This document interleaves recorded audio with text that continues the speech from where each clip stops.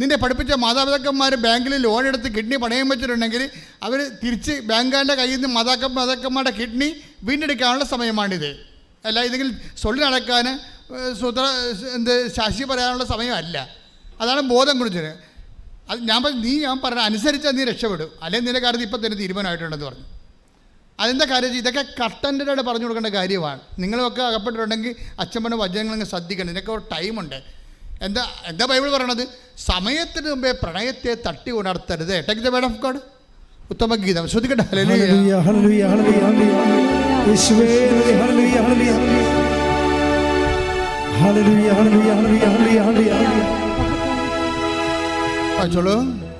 ഉത്തമഗീതം 8:4. Uthamageetham 8:4. Jerusalem പുത്രിമാരെ ഞാൻ കെഞ്ചുന്നു, Jerusalem പുത്രിമാരെ ഞാൻ കെഞ്ചുന്നു, സമയമാകും മുമ്പേ നിങ്ങൾ പ്രേമത്തെ തട്ടി ഉണർത്തരുതേ, ഇളക്കി വിടരുതേ. പണി കിട്ടുമെന്നർത്ഥം. സമയമാകും മുമ്പ് ഇങ്ങനെയുള്ള കച്ചവടത്തിന് പോകരുത്, പണി കിട്ടാൻ സാധ്യത ഉണ്ട്. ഇതിനൊക്കെ ഒരു കാലമുണ്ട്. നിങ്ങൾ വിവാഹം കഴിച്ചാലും ഇപ്പം വിവാഹം കഴിച്ചാലും സ്നേഹിക്കണവരാണെങ്കിൽ സ്നേഹിക്കാൻ പറ്റിയ ഒരു പ്രശ്നവുമില്ല. നമ്മുടെ സ്വന്തം കാലം നിന്ന് കഴിഞ്ഞാൽ നമ്മുടെ കുഞ്ഞുങ്ങളെ വിശ്വാസം വളർത്താൻ പറ്റുമെന്ന് ഉറപ്പുണ്ടെങ്കിൽ നിങ്ങൾ സ്നേഹിക്കാൻ പറ്റും. പക്ഷെ അതിക്ക് മുമ്പ് മാതാപിതാക്കന്മാരും എടുത്ത് എത്തിയിട്ടില്ല, സ്വന്തം ആങ്ങളമാരും എത്തിയിട്ടില്ല, അപ്പന്മാരും എത്തിയിട്ടില്ല, കുടുംബത്തിലിങ്ങനെ അധോഗതി കിടക്കുകയാണ്, കുടുംബത്തിൻ്റെ കടവും മാറിയിട്ടില്ല. അപ്പം ഇങ്ങനെ കലാപരിപാടിയൊക്കെ പോയി കഴിഞ്ഞാൽ അത് ദൈവഹിതമല്ല. അതാണ് പ്രശ്നം. ദൈവഹിതം ഒരു പ്രശ്നമാണ്, ദൈവത്തിൻ്റെ ഇഷ്ടം. കാര്യം ദൈവത്തിൻ്റെ ഇഷ്ടമെന്ന് പറഞ്ഞാൽ എന്താണ്? നമ്മളുടെ മേലൊരു മുഖം വെക്കുക അല്ല ദൈവം ചെയ്യണത്. നമ്മളുടെ നന്മകളെ ഉദ്ദേശിച്ചുകൊണ്ട് ദൈവത്തിൻ്റെ പദ്ധതികളാണ് ദൈവത്തിൻ്റെ ഇഷ്ടമെന്ന് പറയണത്. അപ്പോൾ ദൈവത്തിൻ്റെ ഇഷ്ടം അതായത് ദൈവഹിതം അനുസരിച്ച് ജീവിക്കുന്നവരില്ലേ? ഇപ്പോൾ 7:21 എടുത്തേ. 7:21 മത്തായി സുവിശേഷം. ശ്രദ്ധിക്കട്ടെ. ഹല്ലേലൂയ ഹല്ലേലൂയ ഹല്ലേലൂയ ഹല്ലേലൂയ യേശുവേ നന്ദി. ഹല്ലേലൂയ ഹല്ലേലൂയ. മത്തായി 7:21. കർത്താവേ കർത്താവേ എന്ന് എന്നോട്. മത്തായി 7:21 എന്താ പറയണത്? കർത്താവേ കർത്താവേ കർത്താവേ കർത്താവേ എന്ന് എന്നോട് വിളിച്ചപേക്ഷിക്കുന്നവനല്ല എന്റെ സ്വർഗസ്ഥനായ പിതാവിന്റെ ഇഷ്ടം നിറവേറ്റുന്നവരാണ് സ്വർഗരാജ്യത്തിൽ പ്രവേശിക്കുക. മനസ്സിലായില്ലേ? ദൈവത്തിന്റെ ഇഷ്ടം എവിടുന്നാ വരണത്? ദൈവത്തിന്റെ വചനത്തിൽ നിന്നാണ് വരണത്. അപ്പം വചനത്തിൽ ഈ വിഷയത്തെക്കുറിച്ചെല്ലാം കൃത്യമായ നിർദ്ദേശങ്ങൾ നൽകിയിട്ടുണ്ട്. അതാണ് ദൈവേഷ്ടം എന്ന് വായിക്കണത്. നമ്മൾ എന്തിനാണ് ബൈബിൾ വായിക്കണത്? നമ്മൾ എന്തിനാണ് ബൈബിൾ പ്രാർത്ഥിക്കണത്? നമ്മൾ എന്തിനാണ് ബൈബിൾ പ്രസംഗം കേൾക്കണത്? അതിൽ ദൈവേഷ്ടമുണ്ട്, അത് ദൈവത്തിൻ്റെ ഇഷ്ടമുണ്ട്. അതനുസരിച്ചാണ് നമ്മുടെ ജീവിതത്തെ. ഇപ്പോൾ ചില ആൾക്ക് പറയും ഞാൻ 3 പ്രാവശ്യം സമ്പൂർണ്ണ ബൈബിൾ വായിച്ചു. ചില പറയും ഞാൻ 3 പ്രാവശ്യം സമ്പൂർണ്ണ ബൈബിൾ എഴുതി. നീ എഴുതിക്കോ, ഒരു പ്രശ്നവുമില്ല. കഴിക്കുന്നില്ല മസിലുണ്ടെങ്കിൽ ജീവിതകാലം മുഴുവൻ ബൈബിൾ എഴുതിക്കോ. പക്ഷെ അതൊന്നും അല്ലല്ല പ്രശ്നം. ബൈബിൾ നീ 10 എഴുതിയാലും ആ ദൈവവചനം നിങ്ങൾ ദൈവവചനം വായിക്കുന്നു, അതിലെന്താണ്? നിത്യജീവനുണ്ട്. Take the word of God. ശ്രദ്ധിക്കട്ടെ. ഹല്ലേലൂയ ഹല്ലേലൂയ ഹല്ലേലൂയ ഹല്ലേലൂയ ഹല്ലേലൂയ യേശുവേ നന്ദി. ഹല്ലേലൂയ. യോഹന്നാൻ 5:39. വിശുദ്ധ ലിഖിതങ്ങൾ നിങ്ങൾ പഠിക്കുന്നു. Praise the Lord. വിശുദ്ധ ലിഖിതങ്ങൾ നിങ്ങൾ പഠിക്കുന്നു. എന്തെന്നാൽ അവയിൽ നിത്യജീവൻ ഉണ്ടെന്ന് നിങ്ങൾ വിചാരിക്കുന്നു. Price the Lord. അപ്പോൾ ദൈവവചനം പഠിക്കുന്നതും ദൈവവചനം എഴുതുന്നതും ദൈവവചനം വായിക്കുന്നതിൻ്റെ ഉദ്ദേശം എന്താണ്? നിത്യജീവനാണ്. നിത്യജീവനെക്കുറിച്ച് യാതൊരു കാഴ്ചപ്പാടും ഇല്ലാതെ ബൈബിൾ പ്രിൻ്റ് ചെയ്യുന്ന എന്തുമാത്രം പ്രസ്സുകാരുണ്ടാവും ഇല്ലേ? അവർക്ക് യാതൊരു കാഴ്ചപ്പാടുണ്ടാകത്തില്ല നിത്യജീവനെക്കുറിച്ച്. അവരൊരു ബിസിനസ് പോലെ ചെയ്യണതാണ്. ബൈബിൾ പ്രിൻ്റ് ചെയ്ത് വിലക്ക് വിൽക്കുന്ന പ്രസ്സുകാരൊക്കെ ഉണ്ട്. അതല്ല പ്രശ്നം. ദൈവവചനം നിങ്ങൾ അന്വേഷിക്കുമ്പോൾ നമ്മൾ എന്താ അന്വേഷിക്കുന്നതാണ് പറഞ്ഞത്? അതിൽ നിത്യജീവനുണ്ട്. പ്രാർത്ഥിക്കുക. കർത്താവേ, കർത്താവേ, അങ്ങയുടെ വചനത്തിൽ നിന്ന് നിത്യജീവൻ കണ്ടെത്തുവാൻ വചനം വായിക്കാൻ എനിക്ക് അഭിഷേകം നൽകണമേ. ശ്രുതികട ഹല്ലേലൂയ.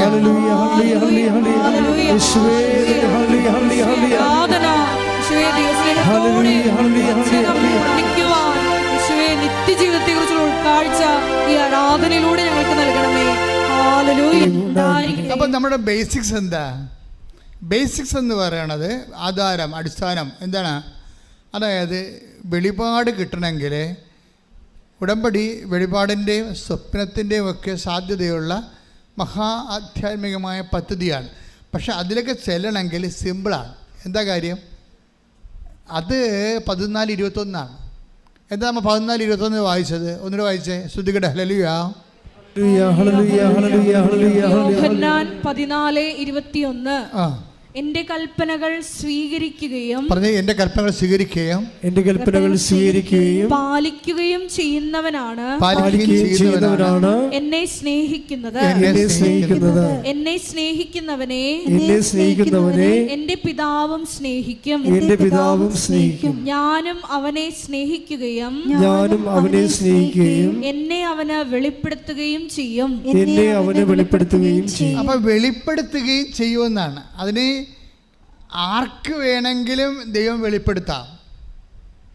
അതിന് ദൈവം ഒരു ലിമിറ്റോ അല്ലെങ്കിൽ ഒരു പ്രത്യേക വ്യക്തികളെയോ വെച്ചിട്ടില്ല. അതിൻ്റെ ഒരു മുൻ ആവശ്യം ഇത്രയേ ഉള്ളൂ: എന്നെ സ്നേഹിക്കണം, പിന്നെന്താണ്? എൻ്റെ കൽപ്പന പാലിക്കണം. അപ്പം എന്നെ സ്നേഹിക്കുകയും എൻ്റെ കൽപ്പന പാലിക്കുകയും ചെയ്യുക. അത് തന്നെയാണ് ഈ ഉടമ്പടി എന്ന് പറയണത്. ഉടമ്പടി എന്താ ചെയ്യണത്? അപ്പോൾ ഈ ഉടമ്പടി ചെയ്യുന്ന ആൾക്കാർക്ക് ആദ്യം എന്താ ഉണ്ടാകേണ്ടത്? ദൈവം ഈ 14:21 അനുസരിച്ച് എന്താ പറയുന്നത്? വായിച്ചോളൂ, വായിച്ചേ. എന്റെ കൽപ്പനകൾ സ്വീകരിക്കുകയും പാലിക്കുകയും ചെയ്യുന്നവനാണ് എന്നെ സ്നേഹിക്കുന്നത്. അപ്പോൾ ഉടമ്പടിയിൽ ഈ കൽപ്പനകൾ സ്വീകരിക്കുകയും പാലിക്കുകയും ചെയ്യുന്ന പരിപാടിയാണ് ഉടമ്പടി. അത് അങ്ങനെയുള്ളവരാണ് എന്നെ സ്നേഹിക്കുന്നത്. അപ്പോഴെൻ്റെ പ്രശ്നം വെച്ചാൽ അടുത്ത വചനം എന്താണ്? എന്നെ സ്നേഹിക്കുന്നവർക്ക് ഞാൻ എന്നെ തന്നെ, ഒന്ന് പറഞ്ഞേ, എന്നെ സ്നേഹിക്കുന്നവർക്ക് ഞാൻ എന്നെ തന്നെ വെളിപ്പെടുത്തും. ഇപ്പൊ കൊച്ചുരഹസ്യമാക്കി വന്നിരിക്കുന്നത് എന്താണ്? അവർക്ക് ഭയങ്കര ദൈവസ്നേഹമാണ്. അതുകൊണ്ട് വെളിപാടുണ്ട്. അതുകൊണ്ട് മകളോട് അവൾ പറയണത് എന്താണ്? നീ വിമാനത്ത് അവൾ ഒരു പൂച്ചക്കാലിനെ പോലെ അവിടെ കാണുന്നില്ല, ഫ്ലൈറ്റ് എല്ലാം റദ്ദായി ഇരിക്കണേ, എങ്കിലും നീ അവിടെ തന്നെ നിൽക്ക്. കർത്താവ് എന്നോട് പറയണത് എന്താണ്? 4 മണിക്ക് ഒരു ഫ്ലൈറ്റ് സ്റ്റാർട്ട് ചെയ്യുമെന്നാണ് പറയണത്. അപ്പോൾ നമ്മളവർക്ക് 40 പേരുണ്ടാവുമെന്ന് ഇല്ല, വെറും 3 പേര്. അതിലൊന്ന് ഇവളാണ്. ഇവൾക്ക് വേണ്ടി ആ ഫ്ലൈറ്റ് ചാർട്ട് ചെയ്യാൻ ആ ഒരു അറിവ് ദൈവത്തിൻ്റെ മനസ്സിൽ മാത്രമേ ഉള്ളൂ. ആ ദൈവത്തിൻ്റെ മനസ്സിലുള്ള അറിവ് എന്ത് ചെയ്ത് ദൈവം തന്നെ സ്നേഹിക്കുന്നവർക്ക് അങ്ങോട്ട് പകർന്നു കൊടുക്കും. എന്നിട്ട് അവരെന്ത് ചെയ്യും? അവരെന്ത് ചെയ്യും? ഓ, ചുമ്മാ എനിക്ക് തോന്നിയതായിരിക്കും അത്. പിന്നെ ഇപ്പോഴല്ലേ ഈ കോവിഡ് കാലത്തല്ലേ ഫ്ലൈറ്റ് ഉണ്ടാക്കാൻ എന്നെ ഭ്രാന്ത. പിന്നെ ഒരാൾക്ക് വേണ്ടി ഒരു ഫ്ലൈറ്റ് മുഴുവനും അങ്ങോട്ട് ചാർട്ട് ചെയ്യാൻ പോകണം. ഇതൊക്കെ നോൺസെൻസാണ്. അതൊക്കെ ചുമ്മാ എൻ്റെ ഇഷ്ടം കൊണ്ട് അങ്ങ് തോന്നിയതാണ് എന്നൊക്കെ പറഞ്ഞ് ചേടത്തി തള്ളിക്കളഞ്ഞില്ല. ചേടത്തി ദൃഢനിശ്ചയത്തോടെ പറഞ്ഞു, നീ അവിടെ തന്നെ വിമാനത്ത് അവിടെ നിൽക്ക്. എന്താണ്? 4 മണിയാകുമ്പോൾ ഒരു ഫ്ലൈറ്റ് സ്റ്റാർട്ടാവും. അത് കർത്താവ് നിനക്ക് വേണ്ടി ഒരുക്കണതാണ്. എന്ന് വെച്ചാൽ ബൈബിൾ കാലത്ത് പോലും നടക്കാത്ത കാര്യങ്ങളാണ് ദൈവം ഈ ഉടമ്പടിയിലൂടെ ഇക്കാലത്ത് നടക്കണത്. നമുക്ക് ചിന്ത ഞെട്ടിപ്പോവും. നിങ്ങളെ കൈവച്ചിരിക്കുന്ന സംഭവം ഉണ്ടല്ലോ, നിങ്ങളുടെ രക്ഷയുടെ ഒരു സംവിധാനത്തിലാണ് ദൈവം നിങ്ങളെ കൊണ്ടുവന്നിരിക്കുന്നത്. ഞാൻ എന്തിനാണ് ശാസനാപൂർവ്വം സംസാരിക്കുന്നത് വെച്ച് കഴിഞ്ഞാൽ, ചില ആൾക്കാർ ബുദ്ധിബോധമില്ലാതെ ആരെങ്കിലും പറയണ കേട്ട് കൊണ്ടുവന്ന് നിങ്ങളെ അപേക്ഷകത്തിന് പോലെ എഴുതിയിട്ടിട്ടുണ്ട്. അവരൊക്കെ റീതിങ്ക് ചെയ്തിട്ട് കറക്റ്റ് ഉടമ്പടിയുടെ ഫോർമാറ്റിൽ വരണം. ഉടമ്പടിക്ക് ആദ്യം എന്താ വേണ്ടത്? ദൈവസ്നേഹമാണ് വേണ്ടത്. ദൈവസ്നേഹമാണ് വേണ്ടത്. ഇപ്പം ദൈവസ്നേഹം ആദ്യമായിട്ട് ഉറപ്പ് വരുത്തി കഴിഞ്ഞാൽ, ദൈവസ്നേഹമാണോ നിങ്ങളുടെ വ്യക്തികളുടെ സ്നേഹം ഉണ്ടാകും, വസ്തുക്കളോട് സ്നേഹം ഉണ്ടാകും, വിഷയങ്ങളോട് താല്പര്യം ഉണ്ടാകും. അപ്പോൾ നിങ്ങളുടെ ദൈവസ്നേഹത്തേക്കാൾ കൂടുതലാണോ നിങ്ങളുടെ വിഷയങ്ങളോട് താല്പര്യമെന്ന് നിങ്ങൾ ആത്മശോധന ചെയ്യണം. നിങ്ങൾ നോക്കണം. എനിക്ക് വീടില്ല എന്ന് വിചാരിച്ചോ, വീടില്ലെന്ന് വിചാരിച്ചോ, വീട് കിട്ടാൻ വേണ്ടിയാണ് ഞാൻ ഉടമ്പടി ചെയ്തത്. അപ്പോൾ നമ്മൾ ഉടനെ ആൾക്കാരെല്ലാം നമ്മൾ സ്ക്രൂ ചെയ്തു ഉടമ്പടി അമ്മ നമ്മൾ ചെന്ന ഒരു ഉടമ്പടി എടുത്താൽ മതി, പിറ്റേ ദിവസം തന്നെ ലൈഫ് മിഷൻ്റെ വീട് നമുക്ക് അനുവദിക്കും. അപ്പോൾ പഞ്ചായത്തിൽ ഒരു 16-ാം തീയതി ലൈഫ് മിഷൻ്റെ വീടുണ്ടെങ്കിൽ അതിനു വേണ്ടി ചില കാണ്ടാമൃഗം വന്ന് ഉടമ്പടി ചെയ്തിട്ടുണ്ട്. എന്നിട്ട് ഈ 16-ാം തീയതി മഞ്ഞ ഈ ചില ആൾക്കാർ ദീർഘശ്വാസം വായു വലിക്കണ പോലെ വായു വലിച്ചുകൊണ്ടിരിക്കുകയാണ്. ബുദ്ധിബോധമില്ലാത്ത പിശാചുക്കളെ ദൈവത്തിൻ്റെ വചനങ്ങൾ അറിയാൻ പാടില്ലാതെ ഭൗതികമായ കാര്യങ്ങൾക്ക് വേണ്ടി ദൈവത്തിൻ്റെ കൈയും കാലും കെട്ടാൻ വേണ്ടി പിശാചിനെ വേഷം കെട്ടി വന്നിരിക്കുകയാണ്. അപ്പോൾ എന്നാ ചെയ്യേണ്ടതെന്ന് വെച്ചാൽ, നിങ്ങൾ ചെയ്യേണ്ട വിഷയം എന്ന് വെച്ച് കഴിഞ്ഞാൽ, നമ്മൾ ചെയ്യുമ്പോൾ നമ്മുടെ വീടിനേക്കാൾ വലുതാണ് കർത്താവിന് തോന്നണം. അതാണ് ദൈവസ്നേഹം എന്ന് പറയണത്. നിങ്ങൾ ദൈവസ്നേഹം ഉണ്ടോ ഇല്ലയോ എന്നെങ്ങനെ അറിയാൻ പറ്റും? നിങ്ങളുടെ മകളുടെ കല്യാണം, അല്ല നിങ്ങളുടെ മകളുടെ ഓഫർ ലെറ്റർ, അത് നിങ്ങളുടെ ഇൻ്റർവ്യൂ, ആ ഇൻ്റർവ്യൂ നഷ്ടപ്പെട്ട് കഴിഞ്ഞാൽ ഉടനെ മകൾ പറഞ്ഞു, എൻ്റെ അമ്മ ഇതാണ് അമ്മ പറഞ്ഞ ഉടമ്പടി, പിന്നെയും പോയില്ല ഓരോ വിഷയം. പണ്ടെനിക്ക് ഉടമ്പടി എടുക്കുന്ന മുമ്പ് 2 മൊടിയുടെ പോയുള്ളായിരുന്നു, ഉടമ്പടി എടുത്തപ്പോൾ 3 പോയില്ല, ഇതാണ് നിങ്ങൾ പറഞ്ഞ ഉടമ്പടി എന്ന് മകൾ നമ്മളെ കയറ്റി കയറുമ്പോൾ നമ്മളും ആ കാണ്ടാമൃഗം പറഞ്ഞ് കേട്ടിട്ട് ദൈവത്തെ പറഞ്ഞു, ദൈവമേ ഇതാണ് ഉടമ്പടി. പണ്ട് എൻ്റെ മകൾ ഉടമ്പടി എടുക്കായിരുന്നു, അപ്പോൾ തമ്മിൽ 2 മൊടികൾ കിട്ടുമായിരുന്നു, ഇപ്പോൾ ഉടമ്പടി എടുത്തപ്പോൾ 3 മൊടികളും പോയി. എൻ്റെ മകളെ ദൈവം നിൻ്റെ സ്വഭാവം ഇതായത് കാരണം നിൻ്റെ സ്നേഹത്തെ ദൈവം പരീക്ഷിക്കുകയാണ്. അതിനൊരു ബുദ്ധിയും ബോധവും നമുക്കുണ്ടാകണം. കാരണം ദൈവത്തിൻ്റെ പ്രഖ്യാപിത നിലപാട് നയത്തിൻ്റെ പരിപാടികൾ എന്താണ്? ആദ്യം തന്നെ ഈ സംഭവം പരീക്ഷിക്കും.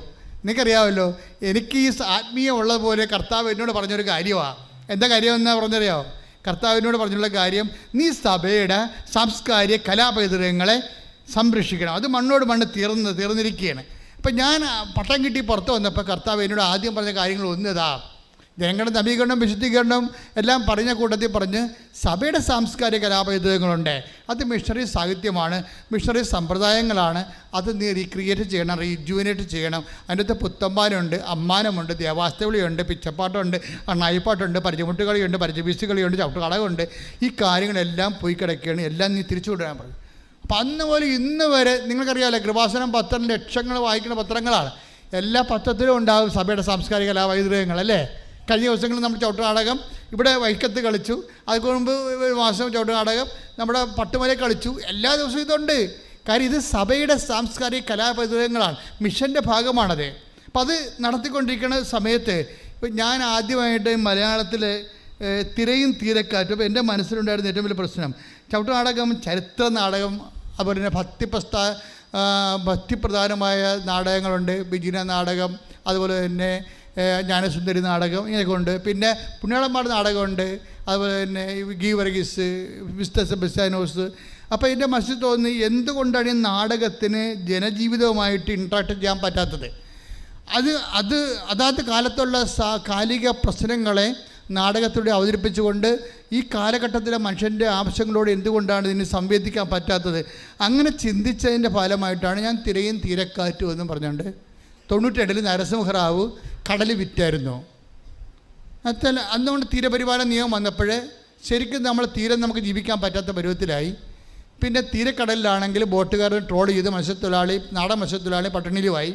അപ്പോൾ ഇതൊക്കെ സംഘർഷം അനുഭവിക്കുന്ന സമയത്ത് ഞാൻ 94 തിരയും തീരക്കാറ്റും എന്ന് പറഞ്ഞ് നാടകം എഴുതി കളിക്കാൻ പോയത്. ഇന്ന് രാത്രി കളിയുണ്ടെങ്കിൽ പകൽ സ്റ്റേജിട്ടപ്പോൾ കുറേ ആശാന്മാർ നാടകം കളിക്കുന്ന ആശാന്മാർ പകൽ ചവിട്ടാട സ്റ്റേജ് ഇട്ടിരിക്കുകയാണ്. ഇപ്പം ഞാൻ സ്റ്റേജിനവിടെ പോയി നിൽക്കുന്നത്, എല്ലാം ഓരോ മൂവ്മെൻറ്റിനും ഞാനിവിടെ ഉണ്ട്.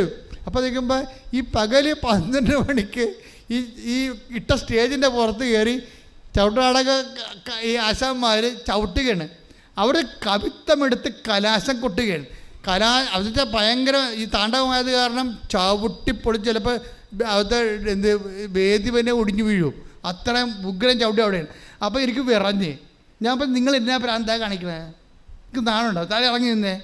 അപ്പോൾ പറഞ്ഞ അച്ഛാ, ഇപ്പം പകരി സാധനം ചവിട്ടി നോക്കിയാലുണ്ടല്ലോ, രാത്രി നാടകം കളിക്കുമ്പോൾ ഇത് ഒടിഞ്ഞു പോയാൽ ജനങ്ങളുടെ മുമ്പിൽ മുഴുവൻ നമ്മൾ നാണം കെട്ടു. അപ്പം ഞാൻ പറഞ്ഞു എന്നാ ചവിട്ടിക്കൊള്ളാൻ പറഞ്ഞു. എന്താ സംഭവം? സ്റ്റേജ് അവരെന്താ നോക്കണത്? സ്റ്റേജിന് വിസ്താരമുണ്ടോ, സ്റ്റേജിന് പൊക്കമുണ്ടോ, അതൊന്നുമല്ല നോക്കണത്. സ്റ്റേജ് നല്ല കാണാൻ ഭംഗിയാണോ എന്നൊന്നുമല്ല നോക്കണത്. സ്റ്റേജിനെ വിശ്വസിക്കാൻ കൊള്ളാമോ, തട്ടിനെ വിശ്വസിക്കാൻ കൊള്ളാമോ? അതാണ്. Is it reliable? വിശ്വസിക്കാൻ പറ്റുമോ? ദൈവം അത് തന്നെ നോക്കണത്. നിൻ്റെ സൗന്ദര്യമോ നിൻ്റെ ആരോഗ്യമോ നിൻ്റെ ജോലിയോ നിൻ്റെ പെൻഷനോ നിൻ്റെ വസ്തുക്കളോ ഒന്നും നോക്കത്തില്ല. ഈ പണ്ടാരത്തിനെ വിശ്വസിക്കാൻ കൊള്ളാവോ? അതാണ് പ്രശ്നം. ഇതിനെ വിശ്വസിക്കാൻ കൊള്ളാമോ? ഈ ഒരാളിൻ്റെ അടുത്താണ് വന്ന് തല വെച്ചെടുത്തിരിക്കണം. മനസ്സിലായില്ലേ? ഈ ഒരാളിൻ്റെ അടുത്ത് വന്നാൽ നമ്മൾ തല വെച്ചിരിക്കണം ഉടമ്പടിയിൽ. ദൈവം ആദ്യം നോക്കണത് എന്താണ്? ഇതിനെ വിശ്വസിക്കാൻ കൊള്ളാവോ? ഈ വിശ്വസിക്കാൻ കൊള്ളാവോ എന്ന് ചോദിച്ചപ്പോൾ കഴിഞ്ഞ ദിവസങ്ങളിലെ ബാബു ഫിലിപ്പ് എന്നും പറഞ്ഞൊരുത്തൻ വന്ന് ഉടമ്പടി ചെയ്ത്. പത്തനംതിട്ടക്കാരനാണ്. കക്ഷി കർണാടകയിൽ പോയി റബ്ബർ വെട്ടുകയാണ്. അപ്പോൾ റബ്ബർ വെട്ടിക്കൊണ്ടിരിക്കുന്ന സമയത്ത് പുള്ളിയോട് പല ആൾക്കാർ പുള്ളിക്കാരൻ പയ്യന്നൂർ നിൽക്കുന്ന സമയത്ത് 2 പയ്യൻസ് വന്നിട്ട് കൃപാസനം പത്രം കൊടുക്കും. അപ്പോൾ പുള്ളിക്കാരൻ പത്രം വായിക്കും, പുള്ളിക്ക് ഇഷ്ടപ്പെടും. അപ്പോൾ പുള്ളിക്കാരൻ പറയും, മാതാവേ ഞാൻ കർണാടകയിൽ നിൽക്കുകയാണ്, എനിക്ക് ഒന്ന് നിൻ്റെ അടുത്ത് വരാൻ ഒത്തെങ്കിൽ ഭയങ്കര ഭാഗ്യം വരണം. എൻ്റെ ജീവിതം കടങ്ങളുണ്ട്, പിന്നെ എൻ്റെ വരുമാനമൊക്കെ മോശമാണ്, റബ്ബറൊന്നും പാല് തരണില്ല, ആകപ്പാടെ വിഷമമാണെന്നൊക്കെ പക്ഷേ എനിക്ക് വരാൻ പറ്റണില്ല. കാര്യം റബ്ബർ വെട്ട് കഴിഞ്ഞിട്ട് എങ്ങനെ പോകും? അപ്പോൾ മാർച്ചിലാണ് മറ്റേ വെട്ട് തീരും. മാർച്ചിൽ വെട്ട് തീരും. അപ്പോൾ അതുകൊണ്ട് മാർച്ച് കഴിയുമ്പോൾ വരാമെന്ന് മാതാവിനോട് പറഞ്ഞ്, ഞാൻ മാർച്ച് കഴിയുമ്പോൾ വന്നേക്കാമെന്ന് പറഞ്ഞു ഉടമ്പെടുക്കാൻ വേണ്ടി. പക്ഷേ അമ്മയോട് ഇത് പറഞ്ഞപ്പോൾ അമ്മ എന്നാന്ന് വെച്ച് കഴിഞ്ഞാൽ മാർച്ചിന് മുമ്പ് തന്നെ ഇയാൾക്ക് വരാനുള്ള ഒരു അനുഗ്രഹം കൊടുത്ത്. അപ്പോൾ ഈ റബ്ബർ വെട്ടുകാരന് ആ സഹോദരൻ വന്ന് ഉടമ്പടി ചെയ്ത്. ഉടമ്പടി ചെയ്തപ്പോൾ ഇവ ചെറുതിട്ട് ഒരു വീട്ടിൽ ചെല്ലും. കർണാടകത്തിൽ ഒരു മുതലാളിയുടെ റബ്ബറാണ് വെട്ടണത്. അപ്പോൾ അയാൾ ചിരിച്ചുകൊണ്ട് ഇയാളെ സ്വീകരിക്കുകയും ഇയാളെന്താ പറയണമെന്നറിയാമോ? മകനെ, നീ ഉടമ്പടി എടുത്തപ്പോൾ രക്ഷപ്പെട്ടത് ഞങ്ങളാണ്. അപ്പോൾ ഇയാൾ അന്തം വിട്ടുപോയി. അപ്പോൾ ഇയാൾ ചോദിച്ചു, എന്നാ പറ്റി? അല്ല, നീ വെട്ടണ റബ്ബർ തോട്ടം വിറ്റുപോയെന്ന് പറഞ്ഞു. കാര്യം ഇവിടെ കണ്ടില്ലേ? അയാൾ ആ റബ്ബർ തോട്ടത്തിൽ നിന്ന് ജീവിക്കാൻ വേണ്ടി കുറച്ചുകൂടി പാല് കിട്ടാൻ വേണ്ടിയാണ് വന്ന് ഉടമ്പടി ചെയ്തിരിക്കുന്നത്. റബ്ബറിന് പാല് കുറവാണ്. അപ്പം ഇത്തിരി പാല് കിട്ടാൻ വേണ്ടിയാണ് ആ മനുഷ്യൻ വന്ന് ഉടമ്പടി ചെയ്തിരിക്കുന്നത്. ഈ ഉടമ്പടിയും ചെയ്ത് അവിടെ ചെന്നപ്പോൾ എന്നാ പറ്റി? ആ പുള്ളിക്കാരൻ വെട്ടിക്കൊണ്ടിരുന്ന റബ്ബർ തോട്ടം വിറ്റുപോയി. വിറ്റുപോയെങ്കിൽ അയാൾ ഉടനെ ഈ മനുഷ്യൻ ഉടനെ പറയുവേ, സാരമില്ല, മാതാവ് എനിക്ക് വേറെ എന്തെങ്കിലും കണ്ടു കാണും, എൻ്റെ ജീവിതമാർഗ്ഗം മുട്ടിപ്പോയില്ലേ, അപ്പം അമ്മ എനിക്കെന്തെങ്കിലും കണ്ടു കാണും. അതുകൊണ്ട് ഈ മനുഷ്യൻ എൻ്റെ പേരിൽ നിരാശയോ സങ്കടമോ ഇല്ല. ബുദ്ധിയും ബോധവും ഇല്ലാത്തവരാണെങ്കിൽ പോയി ഉടമ്പടി എടുത്തപ്പോൾ എടുക്കാമെന്ന് വെച്ചാൽ പാണ്ടായാലും പറഞ്ഞ് പോയി വേണമെങ്കിൽ 2 സ്മോൾ അടിച്ചിട്ട് ദൈവത്തിൽ തെറി പറയും. ഇതാണ് വിഷയം ഇതിനകത്ത് വരണത്. അപ്പോൾ ഇയാൾ ഈ ഉടമ്പടി എടുക്കുന്നവർക്ക് നമ്മൾക്ക് ഈ ദൈവികമായ മനസ്സുകൾ വെളിപ്പെടുന്നത് വ്യത്യസ്തമായ കാലാവസ്ഥ കാണിച്ചുകൊണ്ടായിരിക്കും. അപ്പോൾ അതിനൊക്കെ കാണാൻ നമുക്കൊരു ബുദ്ധി ഉണ്ടാകണം. ഈ മനുഷ്യൻ വെയിറ്റ് ചെയ്തിട്ട് ഇയാൾ പറയണേ, ഞാൻ ഏതായാലും ഇപ്പം ഞാൻ ഫ്രീ ആയി, എൻ്റെ തോട്ടം പോയല്ല, എൻ്റെ തോട്ടം പോയില്ലേ, അപ്പോൾ ഞാൻ ഫ്രീ ആയി. ഞാൻ എന്ത് ചെയ്യുന്നറിയാമോ? 2 മണിക്ക് ഞാൻ എഴുന്നേക്കണാണ്. റബ്ബർ തോട്ടത്തിൽ പോകണമെങ്കിൽ 3 മണിക്ക് എത്തണം, അവിടെ 6 മണിക്ക് മുമ്പ് വെട്ടി തീരണം. അപ്പോൾ ഞാൻ 2 മണിക്ക് എഴുന്നേക്കും. 2 മണിക്ക് എഴുന്നേറ്റ് എനിക്ക് വെട്ടാൻ തോട്ടയില്ലല്ല, ഞാൻ കൈവരിച്ച് നിന്നോട് കൊന്തയിലും വന്ന്. അതാണ് ഒരു സംഭവം, ഒരു സാഹചര്യത്തെ ആ മനുഷ്യൻ അഭിമുഖീകരിക്കുന്ന രീതി കണ്ടില്ലേ?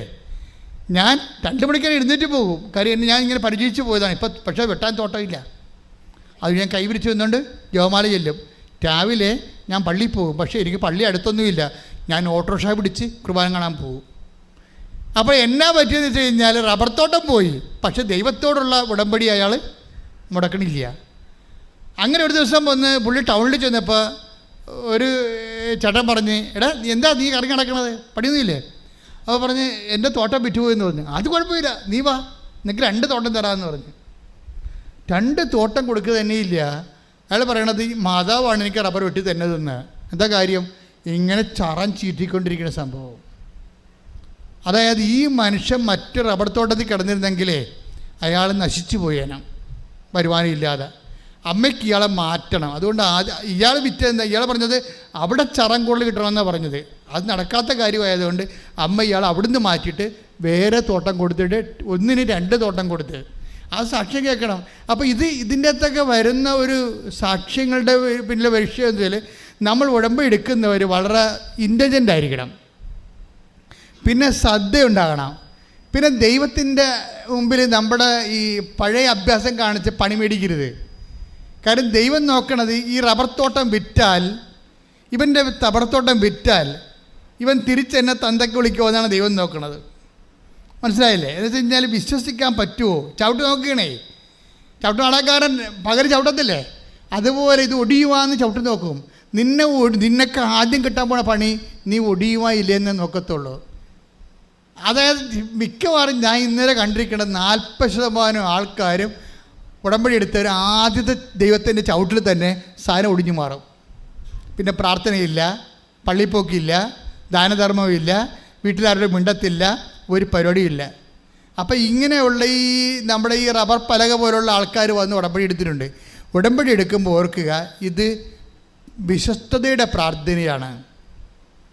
വിശ്വസ്തതയുടെ പ്രാർത്ഥനയാണ്. ഇതിനെ take the word of God. ശ്രുതികട്ടെ ഹല്ലേലൂയ, ഹല്ലേലൂയ, ഹല്ലേലൂയ, ഹല്ലേലൂയ, യേശുവേ നന്ദി, ഹല്ലേലൂയ, ഹല്ലേലൂയ, ഹല്ലേലൂയ.